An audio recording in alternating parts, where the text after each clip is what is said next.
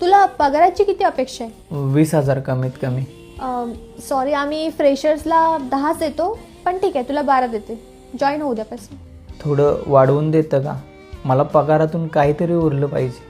12,000 मध्ये तुला परवडत नाही. कुठे जातात तेवढे पैसे? मॅडम, लग्न करण्यासाठी एक घर असणं गरजेचं असतं. मी ते लोनवर घेतलं आणि आता त्याचा EMI 5,000 रुपये आहे. घरामध्ये बाजार भरावा लागतो 3,000 रुपयेचा. सगळं व्यवस्थित चालू असतं तोपर्यंत गॅस संपतो, लाईट बिल येतं 800 रुपये. घरात डेली भाजीपाला दूध लागतं. 1,000च्या घरात जातं हे.